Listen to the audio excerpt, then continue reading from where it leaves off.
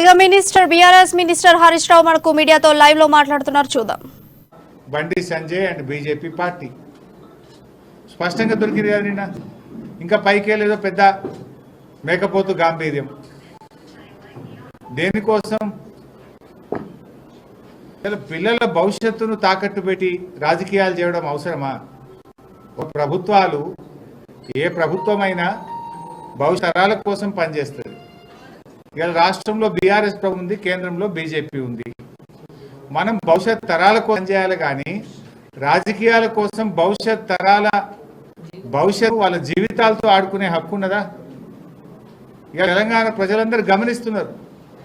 ఇంత ఘోరంగా BJP party ఇలా భవిష్యత్ తరాలతో ఆడుకున్నటువంటి విషయాన్ని ఇలా మొత్తం దేశం రాష్ట్రం అందరూ కూడా గమనిస్తూ ఉన్నారు.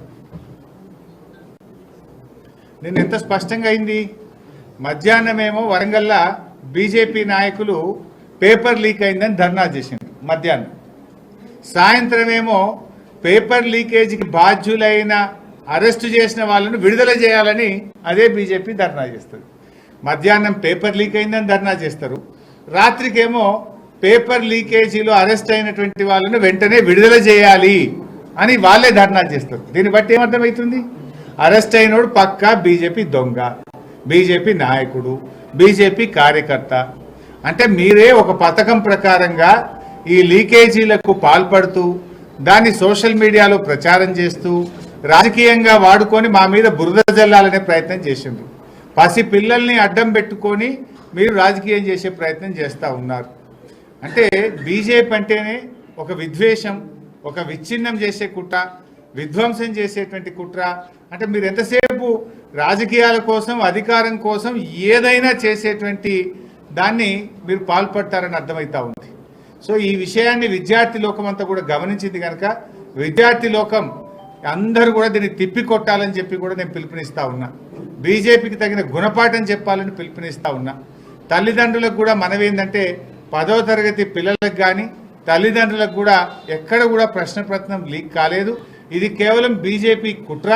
ఈ కుట్రలో మనం ఎవరం కూడా పడద్దు. పిల్లలు బాగా చదువుకోవాలని, పిల్లల చదువు మీద దృష్టి పెట్టాలని అటు పిల్లలకు తల్లిదండ్రులకు కూడా మేము ఈ సందర్భంగా విజ్ఞప్తి చేస్తూ ఉన్నాం. ఇకపోతే బీజేపీ నాయకుల పరిస్థితి ఏంటంటే వీళ్ళకి చదువు విలువ తెలియదు. ఇలా బీజేపీలో చదువుకున్నారు కొద్దిగా.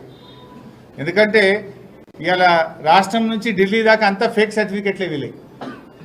ఇవాళ ఈ పేపర్ లీకేజ్ వెనుక సూత్రధారి పాత్రధారి అంతా ప్రత్యక్షంగా పరోక్షంగా బండి సంజయ్ ఉన్నాడు.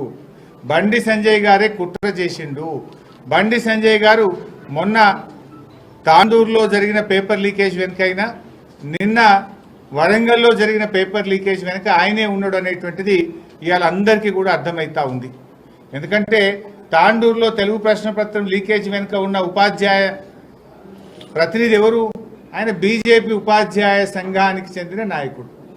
నిన్న అరెస్ట్ అయినటువంటి ప్రశాంత్ ఎవరు? ఆయన బీజేపీలో కరడుగట్టిన ఒక కార్యకర్త, బండి సంజయ్కి ముఖ్య అనుచరుడు. ఇగో ఈ ఫోటోలు చూడండి. బండి సంజయ్ గారికి ప్రశాంత్ ఏ రకంగా ఇలా ఎంత దగ్గర వాడు అనేది ఈ ఫోటో చూస్తే మనకు అర్థమవుతూ ఉంటుంది. ఇక ఇది ప్రశాంత్ ఫోటో. ఇది వాళ్ళ జాతీయ నాయకులతో ప్రశాంత్ ఫోటో. ఇది జాతీయ నాయకుడితో ప్రశాంత్ ఫోటో. ఇది బీజేపీ జాతీయ నాయకులు